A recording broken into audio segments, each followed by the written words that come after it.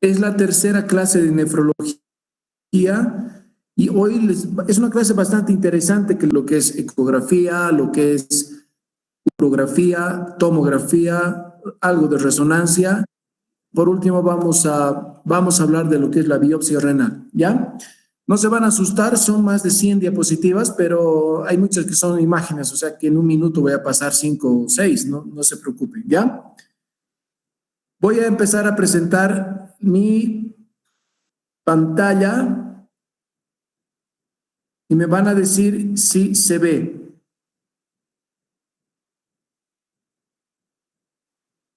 Ya no voy a dejar entrar a nadie porque interrumpen la clase. Bueno, a ella más. Ya.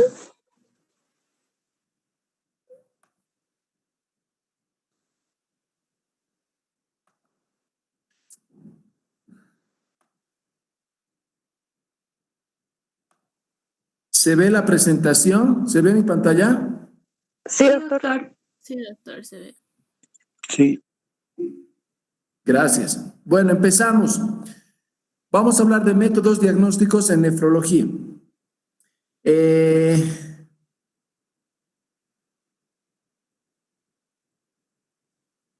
Son muchos los análisis que se piden en nefrología y si me siguen van a poder entender. Miren, pedimos hemograma, pedimos urea, creatinina, ácido úrico, que son los productos de desecho del metabolismo. También se pueden decir que son productos del catabolismo. Recuerden que cata significa destrucción y ana significa formación. Examen general de orina, determinación de sustancias en orina de 24 horas, sobre todo para litiasis renal. Ahí podemos pedir cistinuria, oxaluria, uricosuria, etc. Electrolitos en sangre y orina, proteínas totales albúmina, electroforesis de proteínas, perfil lipídico, glucemia, hemoglobina glucosilada. Sin embargo, lo que más pedimos para una evaluación general, específicamente en nefrología, es lo que les he marcado. Para determinar una hipertensión arterial primaria, es decir, que tenga una causa secundaria, quiero decir, también podemos pedir catecolaminas en orina. Si existen catecolaminas en orina muy altas, ácido manil mandélico, podríamos estar frente a un feocromocitoma. Determinación de cortisol plasmático para una enfermedad de Cushing, actividad renina plasmática y aldosterona. Esto nos serviría para evaluar posibles tumores de la capa mineralocorticoide de suprarrenales, que serían un síndrome de Cohn, por ejemplo. Perfil férrico para evaluar anemia y un perfil inmunológico, porque muchas de las enfermedades autoinmunes tienen un origen, muchas de las enfermedades renales tienen un origen autoinmune, ya sea artritis, lupus, esclerodermia, dermatomiositis, y etcétera, pueden tener complicaciones renales. O las mismas vasculitis, ¿no es cierto? Cuando hemos hablado en la anterior clase de las vasculitis, Wegener, Churg-Strauss, vasculitis limitada al riñón, necesitamos pedir los ANCAS que están acá, ANCAS. Para un lupus, AN-anti-DNA. Para una enfermedad de Goodpaster, anticuerpos antimembrana basal glomerular. Una antiena, que es el perfil reumatológico para definir qué enfermedad es. Y también podemos pedir para ver si hay daño muscular, una CPK o una LDH, para una rhabdomiólisis. Vamos a entrar en detalle, no podemos ver todo, pero vamos a ver lo más importante. La creatinina es un fragmento de una proteína, producto del catabolismo del fosfato de creatinina. Acuérdense que en los músculos tenemos creatina y el producto de su catabolismo va a ser la creatinina. Por lo tanto, la creatinina viene del músculo, no viene del riñón, pero como se elimina por el riñón, es un buen marcador de la función renal. Yo diría que es el mejor actualmente, ¿ya? El fosfato de creatinina es una fuente importante para la contracción muscular, por eso tenemos creatina en los músculos. La creatinina tiene unos valores normales, que aquí se los pongo. En el hombre de 1 a 1.5, en la mujer de 0,8 a 1.2 miligramos por decilitro, pero la creatinina depende de la masa muscular. Demora la identificación de la sí, y en niños tienen esos valores. Obviamente, como los niños tienen menos masa muscular y a medida que crecen adquieren más músculo, su creatinina va a ir elevándose. Eso es obvio. Por eso aquí les pongo un parámetro de unas creatininas normales a estas edades. Entonces, a ver, ustedes respóndanme, ¿cuál de estas dos personas tiene más creatinina? Cualquiera, voluntario. El de la izquierda. El de la izquierda, sí, por la masa muscular, pero si este chico flaquito tuviera una enfermedad renal, su creatinina va a ser alta. Por eso nosotros lo que tenemos que hacer es interpretar. Si los dos pacientes asumimos que tienen una función renal normal, la creatinina de este chico, que es así musculoso como yo, fíjense bien, debe ser de 1.4, 1.5, ¿ya? En cambio de este otro chango que está más flaquito, fíjense, la masa muscular es pues la tercera parte de su amigo, ¿verdad? Entonces la creatinina seguramente está en 1 o en 0.9. ¿Me entienden? Pero si este chico tuviera enfermedad renal crónica, su creatinina puede estar en 5, en 6 o en 7. Seguimos. ¿Cómo evaluamos la creatinina? ¿Cuándo se eleva? Cuando hay una injuria renal por cualquier etiología. Ya saben que la injuria renal aguda, de esto vamos a hablar mañana, de injuria renal aguda, ¿ya? Puede ser prerrenal, renal o parenquimatosa o posrenal. También se eleva la creatinina en cualquier persona con enfermedad renal crónica y en otras patologías donde hay aumento de la masa muscular, por ejemplo, en la rhabdomiolisis, en la acromegalia, o si el músculo se destruye. Si el músculo se destruye, va a haber más creatinina. Eso pasa en la rhabdomiolisis. Fíjense esta gráfica que es bien interesante y es la relación que hay de la creatinina con el índice de filtrado glomerular. Fíjense acá que si esta es la creatinina normal está alrededor de 1, ¿no es cierto? 1, 1,5. Y el filtrado glomerular, mientras más baja es, va a ser más. A medida que sube la creatinina, sube el filtrado glomerular. Pero fíjense acá, cuando la creatinina está en 2, acá en 2, si ustedes ponen acá, ya se ha perdido un 50% de la función renal. Eso quiero que me entiendan. Una creatinina de 2, sobre todo en un paciente con una masa muscular disminuida o poca, nos está diciendo que ese paciente ya tiene un daño renal importante. ¿Cómo se mide el filtrado glomerular? Bueno, el filtrado glomerular es como, yo les digo a los pacientes, es como un porcentaje de funcionamiento de los riñones, porque aproximadamente va de 0 a 100, ¿no es cierto? Un poquito más, 120, entonces por ahí va. Se puede medir de 3 maneras. La primera con aclaramiento de creatinina en orina de 24 horas, y para esto el paciente debe recolectar la orina en un recipiente en 24 horas.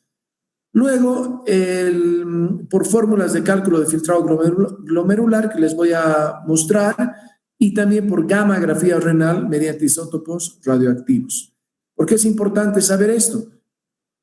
Porque de acuerdo al filtrado glomerular nosotros vamos a encasillar en un grado de afectación renal, sobre todo si es crónica, en un paciente. Cuando nosotros hablamos de aclaramiento de creatinina, necesariamente el paciente tiene que recolectar la orina de 24 horas.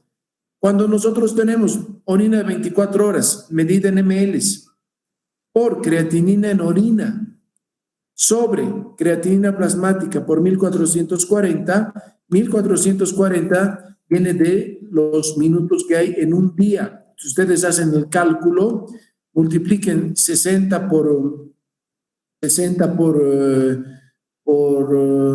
24, porque hay 60 minutos en cada hora. ¿Y cuánto les da? 1440 minutos. O sea que cada día vivimos 1440 minutos. Lo que deberíamos hacer es aprovechar al máximo cada minuto, ¿no es cierto? Muy bien, pero salimos de conjeturas filosóficas y volvemos al tema.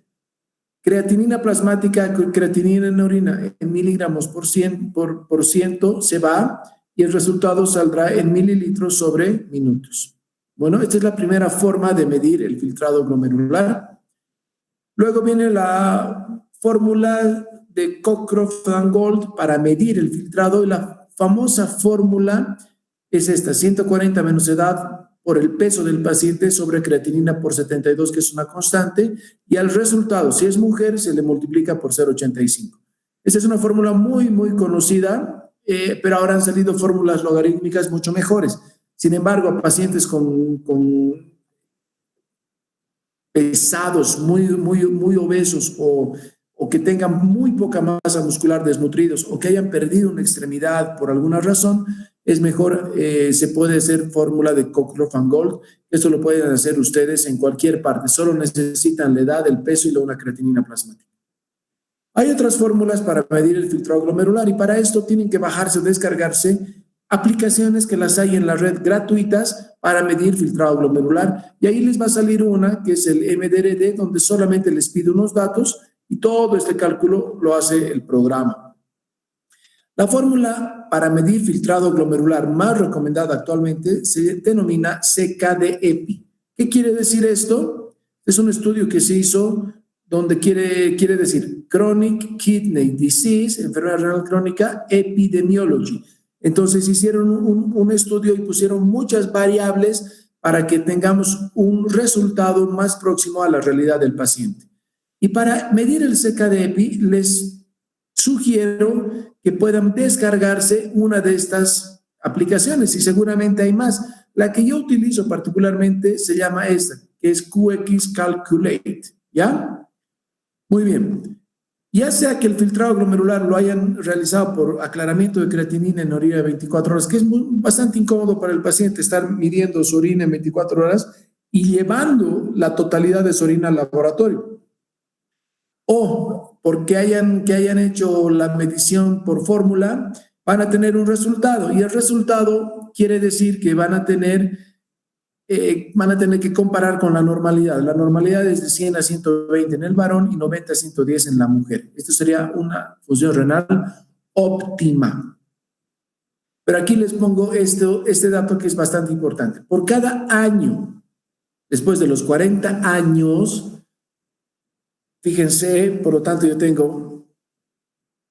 tengo 6 puntos menos, el filtrado glomerular disminuye en 1%, ¿ya?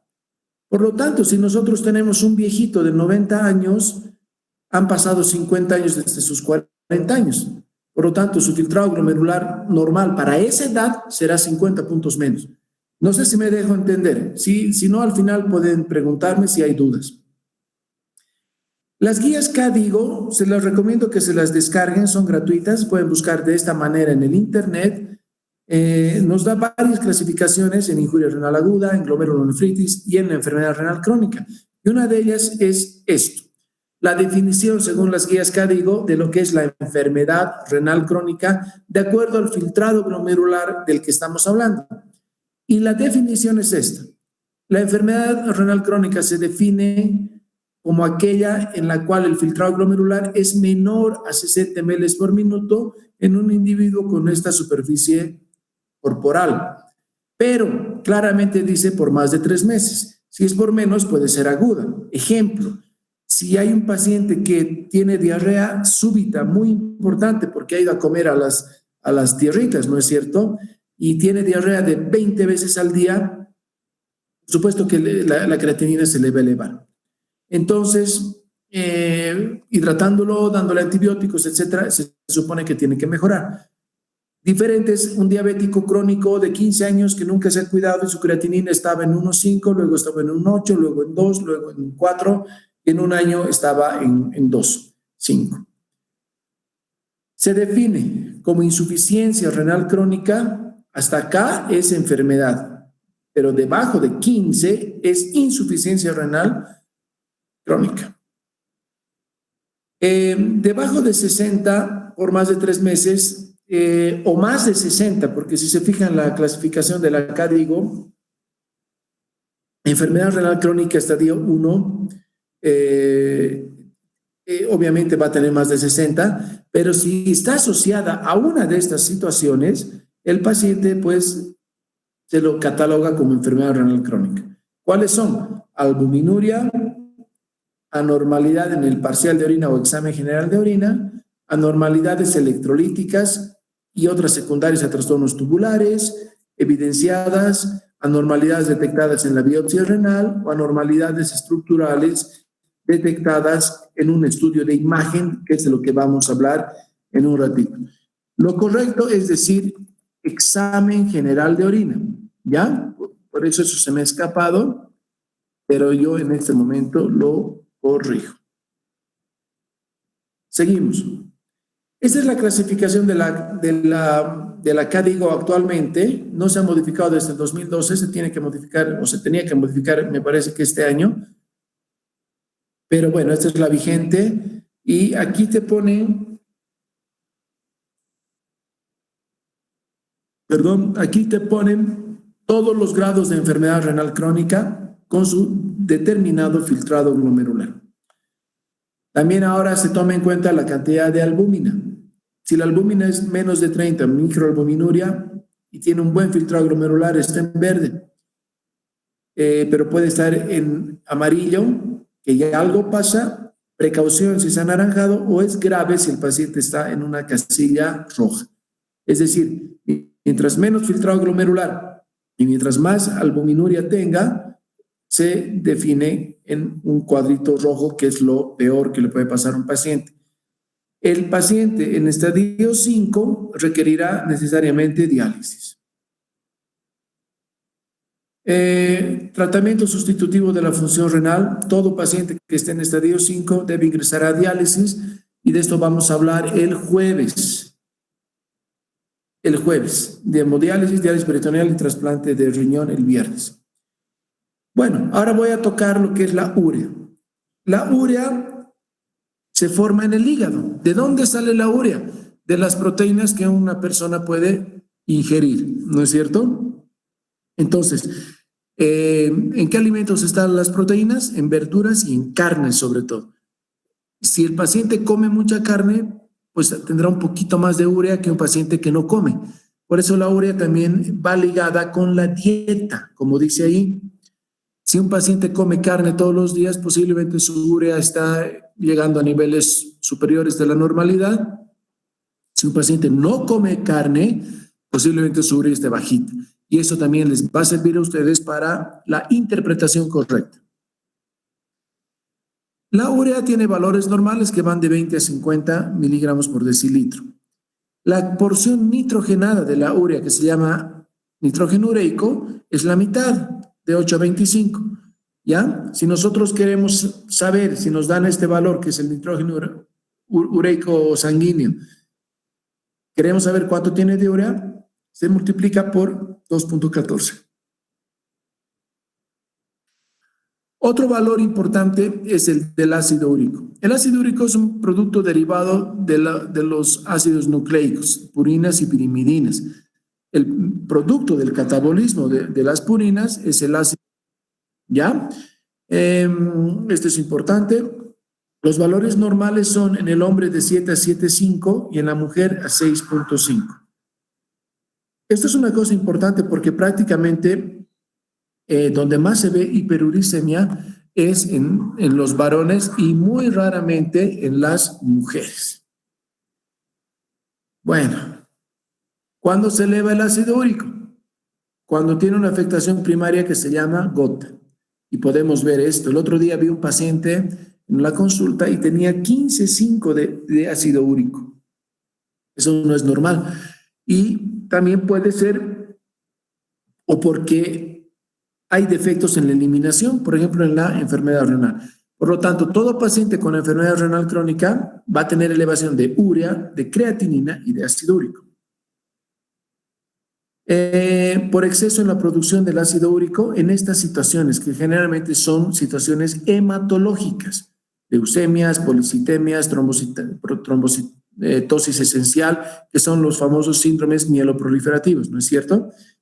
También en el mieloma múltiple, o una dieta rica en purinas, carne, menudencias o mariscos, ya saben, por si acaso, si alguien tiene gotas, por eso se le prohíbe comer pues mariscos. Y en otras situaciones.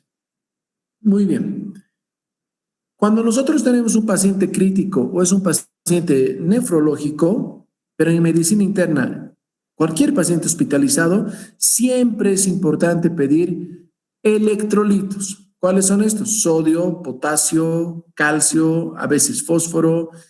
También se debe pedir estudiar el ácido base con una acidosis, con una gasometría arterial que nos puede mostrar una acidosis metabólica, etc. Estos son los valores normales de los electrolitos, del sodio, del potasio, del calcio y del fósforo. Si ustedes tienen uno de estos electrolitos que ha salido de estos rangos, entonces la cosa está mal. ¿Ya? Y eso quiero que me entiendan porque son situaciones muy complejas. Por ejemplo, si el sodio es muy bajo, es terriblemente grave. Si el potasio es muy alto, puede tener arritmias un paciente y se puede morir. Si el calcio es muy alto, es incompatible con la vida. Si el calcio es muy bajo, te va a dar tetania, ¿no es cierto? Y si el fósforo es muy alto, te puede dar alteraciones, pues, de calcificaciones. Es muy importante todo esto. Aquí, hasta el momento, les voy a dar los valores normales, pero van a tener una clase posterior en el mes de agosto, donde van a hablar de las alteraciones de cada uno de estos electrolitos. Vamos a hablar ahora del examen general de orina. ¿Hasta aquí hay alguna pregunta? No sé, vamos por partes.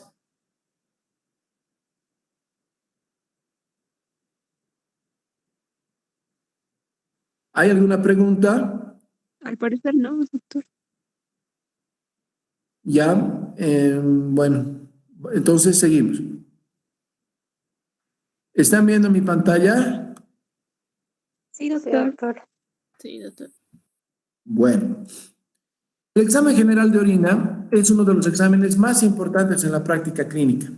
No puede ser que no haya una evaluación médica que no contenga un examen general de orina.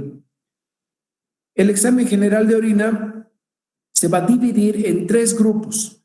El análisis físico, es decir, características de la orina. El bioquímico debe mirar la orina, debe ver el color y también debería oler la orina. ¿No es cierto? Así nos dicen que es un olor sui generis. Bueno. También tiene una parte que es el examen bioquímico. No sé si, bueno, les voy a mostrar una imagen. Y por último viene el examen microscópico o del sedimento. No debe obviarse en ninguna oportunidad. El examen físico. Aspecto. ¿Qué aspecto tiene la orina? ¿Cuál es el color de la orina? La orina es uno de los líquidos secretados y excretados por el organismo que más diferencias de colores puede tener. Por ejemplo, en una poliuria por diabetes o en un paciente que tenga poliuria de cualquier causa, la orina es prácticamente cristalina, ¿no es cierto? O cuando ustedes beben líquido, cuando ustedes se van a tomar sus cervecitas o cuando se iban a tomar. Con esta pandemia ya nadie puede ni tomar una cervecita, pero bueno, cuando tomen mucho líquido, hagan la prueba ustedes, tomen mucho líquido en su casa y van a ver cómo la orina cada vez es más clara. Es así nomás. Puede ser muy amarilla, eso se denomina orina concentrada. Hagan la prueba también. Dejen de beber agua por unas 2-3 horas y van a ver que la orina es muy concentrada. No dejen de beber por un día porque van a hacer falla renal, pero hagan ese ejercicio. Si hay hemólisis, es decir, destrucción de glóbulos rojos, la orina puede adquirir un tono rosado. Pero si hay una hematuria franca, quiere decir que la orina es roja o negra. Roja si hay lesión de vía urológica y negra si es una glomerulonefritis, síndrome nefrítico. La orina cuando está infectada puede adquirir un tono blanquecino. He visto esto, es horrible.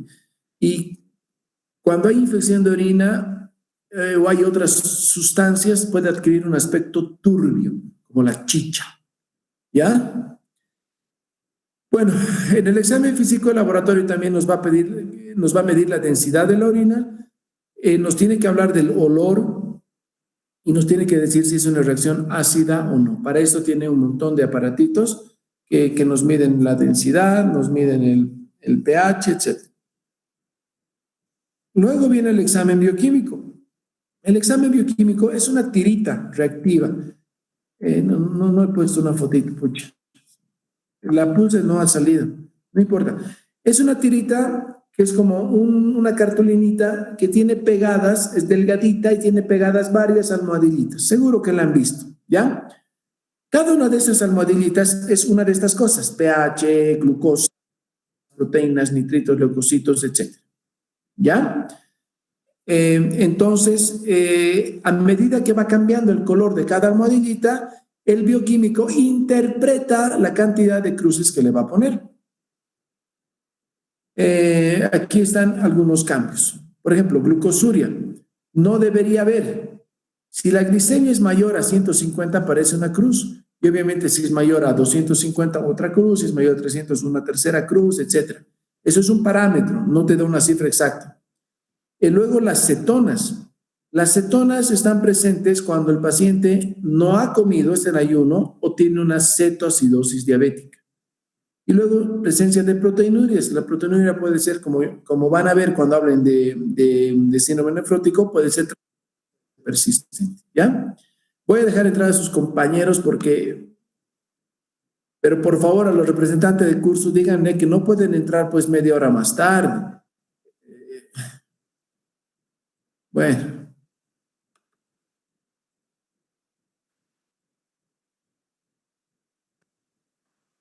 Si hay presencia de nitritos, me dicen si no se ve la pantalla. Si hay presencia de nitritos, siempre será por una bacteria desdobladora de la urea, es decir, nos indica infección. Si hay leucocitos, nos va a decir también que hay infección, es otro parámetro. Si hay urobilinógeno, es un producto del desecho del metabolismo de los pigmentos biliares, de la bilirrubina. Entonces, en situaciones de hiperbilirrubinemia siempre habrá urobilinógeno. Y si la hemoglobina está presente en el examen bioquímico, pero no se ven glóbulos rojos en el examen microscópico o sedimento, estamos frente a una rhabdomiólisis. El sedimento urinario o examen microscópico de la orina nos sirve para identificar células, glóbulos blancos, rojos, presencia de cilindros, presencia de bacterias, presencia de cristales y presencia de células. Y les voy a mostrar algunos ejemplos. Estas son células en un extendido de una orina. Fíjense qué interesante. Aquí estos son polímeros nucleares, son leucocitos, ¿no es cierto? ¿Los ven? Muy bien. O células, leucocitos o glóbulos blancos. Los glóbulos rojos, si han perdido su forma original, se denominan dismórficos y pueden adquirir unas formas bien raritas, como por ejemplo un volante, como por ejemplo un anillo, como por ejemplo un Mickey Mouse, no sé si ven acá, un glóbulo rojo con sus dos orejitas. Aquí tiene como si fuera una órbita de un planeta, aquí hay otros. Entonces, siempre que haya eritrocitos dismórficos, estamos hablando de glomerulonefritis. Nunca se olviden, si el laboratorio les reporta hematuria de 80 por milímetro cúbico y en la nota les pone 20% eritrocitos dismórficos, es que hay un daño glomerular. Esta es una hematuria macroscópica no glomerular, porque fíjense, todos los glóbulos rojos, que son muchísimos, están con morfología normal. Si en el examen de orina hay hematuria, hay proteinuria o hay cilindruria, estamos frente a una glomerulonefritis. Cuando nosotros hablamos de glomerulonefritis, ya les van a indicar también, se denomina leve cuando está de 300 para 1 gramo, moderada de 1 a 3 gramos día y severa o el rango nefrótico cuando es mayor a 3. Hay un estudio que se llama relación albuminuria-creatinuria, que es un parámetro que se hace en orina única, no tiene que recolectar el paciente la orina, que nos puede dar la cantidad de proteínas.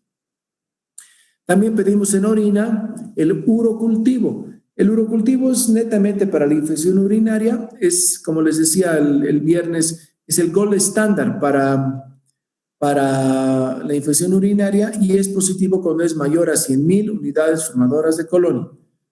También, gracias si es positivo, se le puede hacer un antibiograma para ver la sensibilidad de los antibióticos. Muy bien, ahora vamos a hablar un poquito de lo que es el hemograma.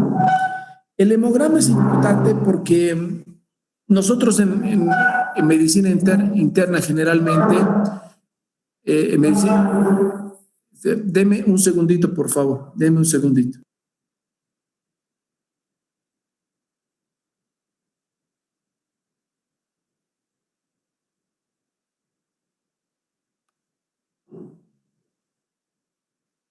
¿Se ve mi pantalla?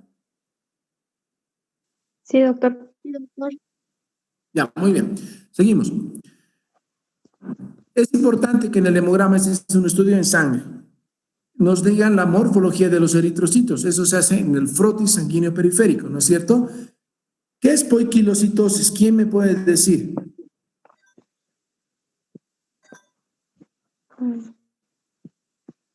Poiquilocitosis es diferencia en la forma de los glóbulos rojos. Puede haber la anisocitosis, que es diferencia en el tamaño de los glóbulos rojos.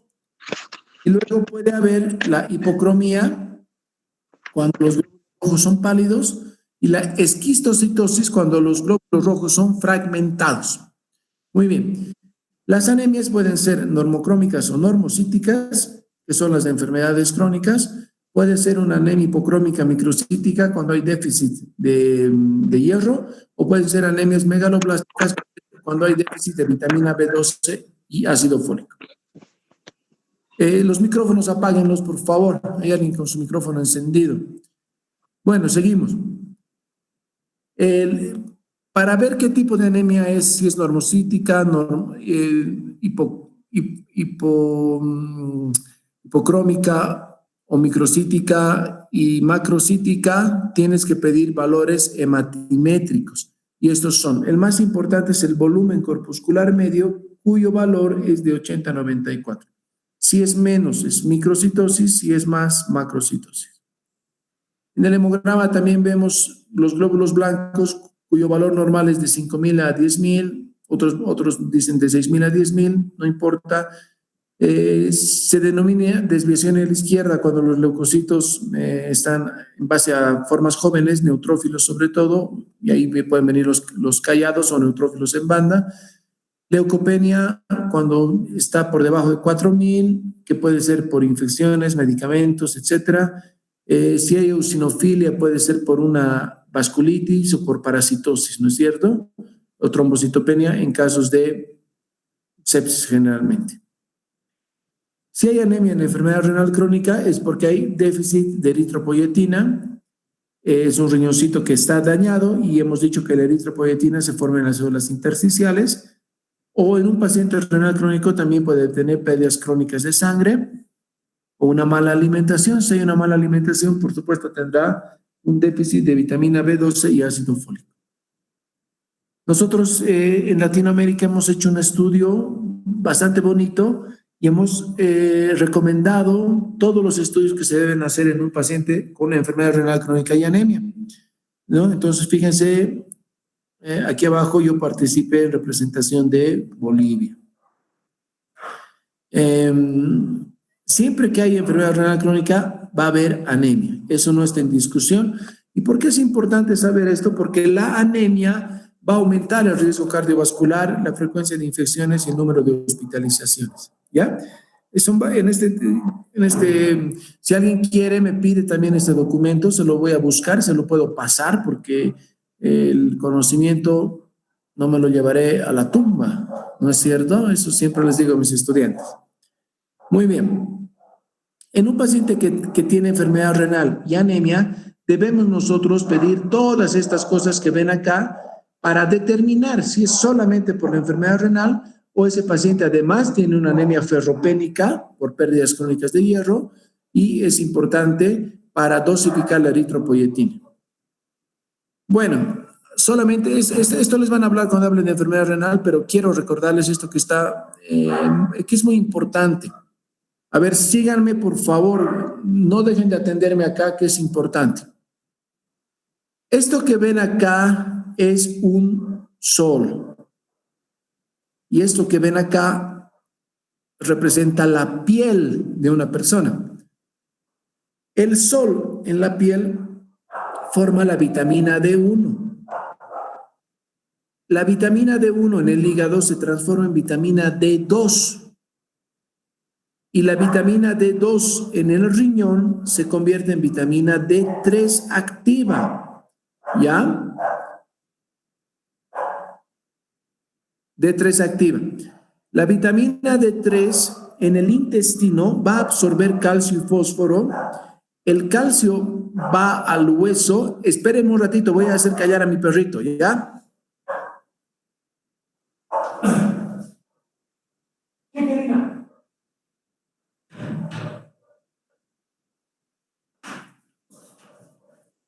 Ya, perdón. Ya. El calcio se absorbe en el intestino, va a formar parte de la estructura mineral del hueso y el exceso de calcio plasmático será regulado por la paratiroides. Entonces, ¿qué pasa acá? Vemos que este riñón está mal, es un paciente con enfermedad renal crónica y atentos a la siguiente diapositiva, fíjense lo que pasa. La paratiroides, que son estas cositas que ven acá, crecen y este cuadro se llama hiperparatiroidismo, para que nunca se olvide. Esto ya les van a explicar en la enfermedad renal crónica, pero vale la pena. Ustedes saben que para esta epidemia del coronavirus han recomendado la ingesta de vitamina D. Por lo tanto, si un paciente no tiene enfermedad renal, basta que tome sol todos los días un paciente y va a formar vitamina D. Eso es lo que yo les recomiendo a los pacientes. Son tantos medicamentos que hay que darles que ahora yo les digo, tomen 15 minutos de sol al día, 5 en la mañana, 5 en la tarde. En la noche les digo que no, porque no hay sol. Bueno, seguimos. Fíjense esta diapositiva que es interesante, donde se ve que a medida que el filtrado glomerular disminuye, ustedes ven acá, la PTH, que es la hormona paratiroidea, se va incrementando. Eso pasa, ¿por qué se incrementa? Porque el calcio, al no haber vitamina D3 activa que forma el riñón, se absorbe menos.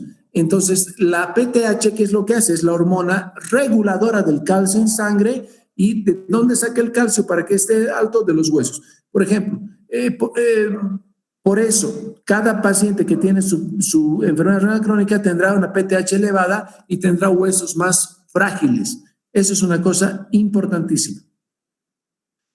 Muy bien, entonces, ¿qué laboratorios nosotros pedimos si tenemos que buscar las alteraciones óseo-metabólicas en enfermedad renal? La paratormona o PTH, el calcio, el fósforo y la fosfatasa alcalina, que es una enzima ósea también. Muy bien, ¿hasta aquí hay alguna pregunta? ¿Duda, comentario? Por favor, háganla ahora de todo lo que hemos visto. ¿Están ahí? Sí, doctor, estamos. Sí, doctor.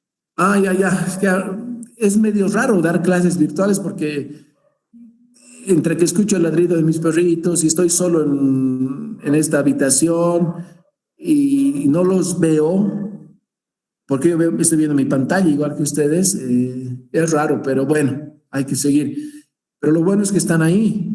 No se duerman, por favor. Es interesante. A mí la verdad este capítulo me gusta mucho. Seguimos con estudios de imagen en nefrología. El estudio más rápido, más eficaz, más cómodo, cero complicaciones es la ecografía renal. No utiliza radiaciones ionizantes, no entraña riesgo, se puede hacer a cualquier paciente que le quieras evaluar la función renal, a cualquier paciente o mujer embarazada, a cualquier edad, no hay ningún inconveniente. Lo que tú necesitas es un operador este estudio es operador dependiente. Si no tienes a alguien que te maneje el ecógrafo y esté familiarizado con el uso del transductor, porque el transductor lo pasa de esta manera y además ve la imagen, es un estudio dinámico. Solo necesitas un operador. ¿Qué permite detectar en una evaluación renal? Masas renales o tumores, quistes renales, dilatación de cavidades, hidronefrosis. Valora la ecogenicidad, grosor cortical y diferenciación corticomedular, es decir, nos va a dar datos si el paciente tiene o no enfermedad renal crónica, y además nos va a guiar para meter las agujas y hacer la biopsia renal. La ecografía es un procedimiento que emplea ultrasonido para crear imágenes bidimensionales o tridimensionales, dependiendo del tipo de aparato que tengan. Esto lo saben más los radiólogos. El transductor es un aparatito que ya saben que tiene una forma de cono invertido. Al tocar con la piel emite estos sonidos que no son captados por el oído humano, por eso se llama sonografía, sono viene de sonido, pero estos sonidos al chocar con los órganos, van a formar imágenes. ¿Ya? Eso es. Aquí les pongo un ejemplo de un transductor. Aquí está el transductor tocando la piel y estas son las imágenes que forma. Normalmente un aparato de ecografía es de este tipo, ¿ya? Esta es la ecografía, esto lo saqué de un libro, por eso la imagen es así, pero se ve bien, me gusta esta imagen. El riñón derecho, que se ve acá, estaría detrás del colon, al lado del duodeno y debajo del hígado, ¿no es cierto? Y el riñón izquierdo, debajo del vaso, detrás del páncreas y del ángulo esplénico del colon. O sea, que para ver el riñón no tienes que poner el transductor por encima, sino tienes que ponerlo por un ladito. Muy bien. Y estas son las imágenes de una ecografía. Esto que ven acá es un riñón. Todo esto. Este es el borde del riñón. Fíjense que esta es la corteza. Se ve muy bien, se delimita muy bien. Y estas son las pirámides renales, las cosas más negritas. ¿Las ven? Esto que está acá, esta diferencia de colores, se llama relación córtico-medular. Y les he puesto esta imagen, fíjense que con tanto cariño les he hecho esta presentación para que se indiquen cómo se ve, en qué disposición se ve esta imagen. Aquí está, qué bonito. Inclusive he tratado de poner exactamente del mismo tamaño, porque son buenos changos, ¿ya? Ahí está. Muy bien, fíjense lo que es la ecogenicidad en ecografía. Aquí tenemos dos ejemplos. Hipoecogénico más negrito. Normalmente, entiéndanme esto, normalmente el riñón tiene una ecogenicidad muy negrita porque tiene mucho líquido y siempre es más negrito que el hígado. Fíjense, esto se llama en ecografía el corte hepatorrenal. Pero fíjense este paciente. Tiene riñón chiquitito y riñón blanco totalmente. Es hiperecogénico. Es decir, ese riñón ya ha tenido fibrosis, ya ha tenido alteraciones, ya ha tenido inflamación. Por lo tanto, si tú encuentras un riñón chiquito y blanco, como en este caso, es un paciente con enfermedad renal crónica. Vamos a hablar ahora de la litiasis renal. Es un síndrome donde se expulsa un cálculo. Eso ya les he dicho, van a hablar probablemente. Los cálculos en la litiasis renal son de oxalato de calcio, ácido úrico, estrobito, cistina. ¿Y por qué se los pongo acá? Porque es muy útil la ecografía en la litiasis. Acá tienen un riñón y acá tienen un aumento de ecogenicidad local que produce una sombra sónica. No sé si ustedes están notando. Ahí está la sombra sónica. ¿Qué es esta? Ah, bueno, estoy señalando que es esta. Eso es un cálculo. Aquí tienen otros cálculos más grandes. Fíjense qué linda imagen. ¿Ya? Y acá se ve que este cálculo deja una sombra sónica. Por lo tanto, un aumento de hiperecogenicidad puntual que deja sombra sónica es cálculo. Seguimos. Aquí hay otro cálculo de estrubita. Los estrubitas son cálculos grandes que se meten en toda la pelvis renal y fíjense, como es grande, la sombra sónica es pues grande. Ahí está. Y esto se llama en nefrología nefrocalcinosis, todo el parénquima inflamado. Por eso se ve en la radiografía, porque el calcio se ve, los huesos se ven porque tienen calcio, pues. Aquí hay otro calculito, fíjense, y si ustedes ponen atención, acá está el polo superior del riñón derecho. Aquí si logran ver, moviendo su pantallita, pueden ver también el polo inferior, y aquí está el riñón izquierdo. Fíjense, no sé si lo están viendo. Nefrocalcinosis en ecografía y en rayos X. Acá tienen un tumor. Fíjense que es hiperecogénico, pero no es tan blanco como los otros. Este es un tumor benigno, se llama hemangioma, porque es bien redondito, homogéneo. Y acá tienen un tumorcito benigno también, que es un lipoma, pero acá tienen un riñón con un tumor, este ya es un adenocarcinoma renal, y fíjense cómo la estructura de este riñón cambia totalmente, cómo se ve mitad del riñón de otro color y mitad negrito, y aquí se ve, aquí no se pierde la arquitectura, ¿no es cierto? Ese es un tumor de riñón.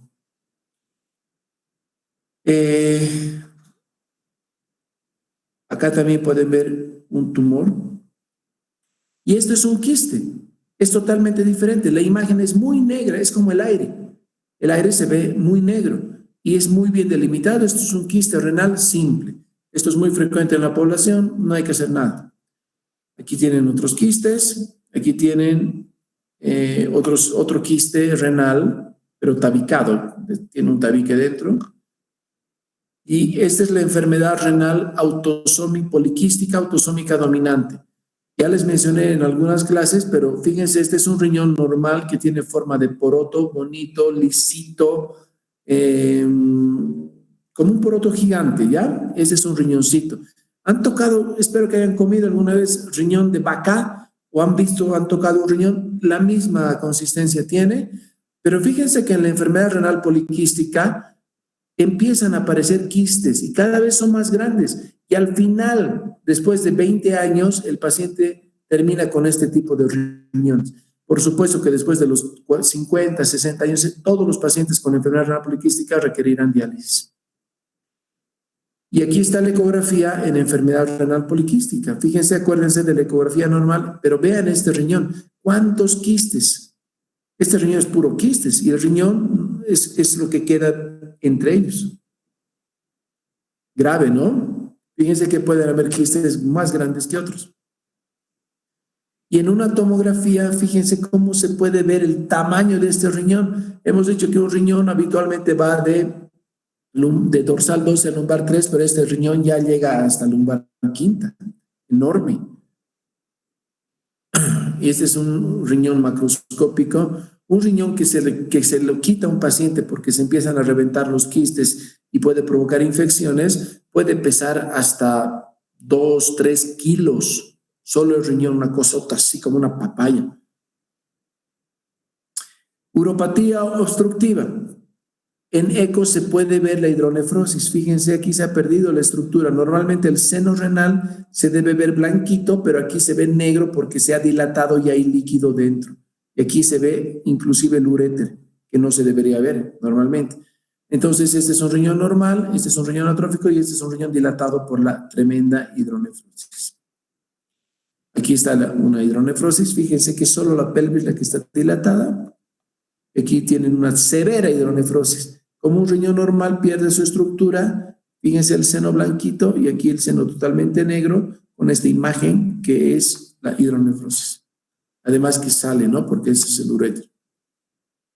Este estudio se llama Power Doppler. A todo el riñón, que uno lo delimita con el aparato, se le hace esto y fíjense, esto es para ver la vascularización que tiene ese riñón. Si el Power Doppler les da una imagen así, es un riñón con muy buena vascularización.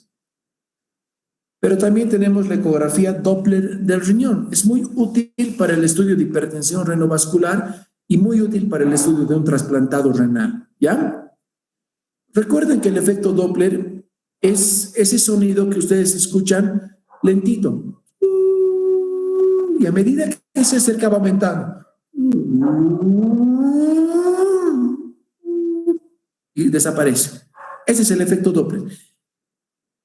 Es en sonido, pero también se puede ver. Mientras el líquido o flujo se acerca al transductor, da una imagen roja, y si se aleja del transductor, da una imagen azul. Este es una ecografía Doppler que nos marca un índice de resistencia. Miden los ecografistas en un vasito dado el flujo y el aparato les hace una gráfica, y el índice de resistencia es este pico sistólico menos el pico, la depresión diastólica, y normalmente debe ser 0,6 a 0,7. Si esto es muy alto, quiere decir que hay un problema vascular, muy útil en el trasplante renal, porque si el índice de resistencia está elevado, quiere decir que hay una inflamación grave. Y aquí está el Doppler. Lo que se acerca al transductor es rojo y lo que se aleja es azul, pero fíjense qué bonito este riñón y muy bien vascularizado. Esto es un Doppler normal. ¿Viste? Tumor renal. Discreta dilatación. Muy bien. Vamos a ver la radiografía simple de abdomen, útil en nefrología porque nos puede identificar cálculos y nos puede delimitar los riñones. Aquí están los riñoncitos. La urografía intravenosa es un estudio donde se inyecta un medio de contraste al paciente. Los medios de contraste generalmente son en base a yodo. Mi perrito es terrible. Bueno, en base a yodo, y pueden pintar completamente los riñones y la vía urinaria. Esto es lo interesante. Normalmente se hacen placas a los 0 minutos, es decir, simple, se inyecta el contraste, se repite la placa a los 5, a los 15, a los 30 minutos, ¿ya? Si el paciente no se ha eliminado el contraste, podrían hacerse placas tardías y les muestro en sus utilidades. Si hay hidronefrosis en ecografía, la urografía es muy bueno porque te va a delimitar, te va a decir dónde está la obstrucción. Aunque ahora se prefiere hacer urotomografía, pero sirve. Para utilizar en estudios de hematuria, litiasis renales, tumores, etc. Este estudio cada vez se hace menos. Yo ya no lo pido, hasta hace 2, 3 años lo pedía mucho, pero ahora prefiero hacer urotomografía. Sin embargo, fíjense qué lindas son las imágenes. Unos cálices mayores muy lindos. Aquí está la pelvis renal de ambos lados, una urografía normal. Pero fíjense esta otra. El paciente tiene los uréteres totalmente dilatados, totalmente, y tiene una severa dilatación de los cálices y pelvis renales. Entonces la obstrucción es aquí abajo, ¿no es cierto? Fíjense ese otro estudio.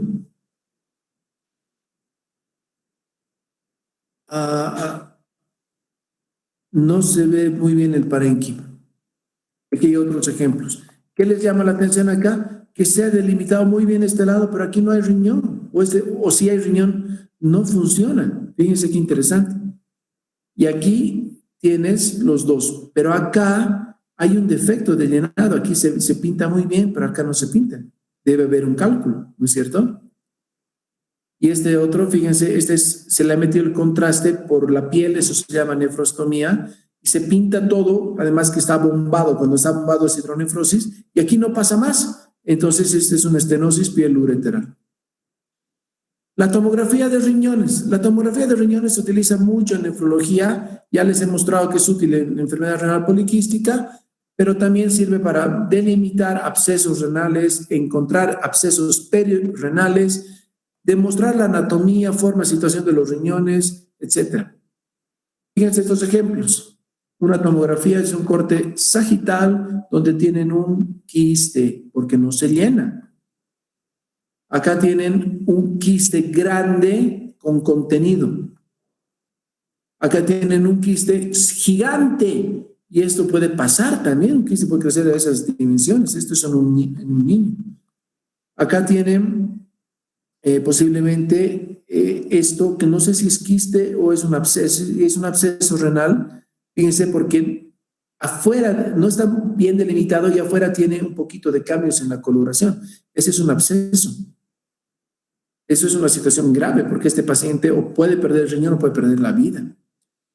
Este es un absceso perirenal. Fíjense, el riñón se ve muy bien, pero fíjense toda esta cosa. Ese es un absceso. este paciente tiene que ir a cirugía. Bueno, otro estudio es la gammagrafía renal.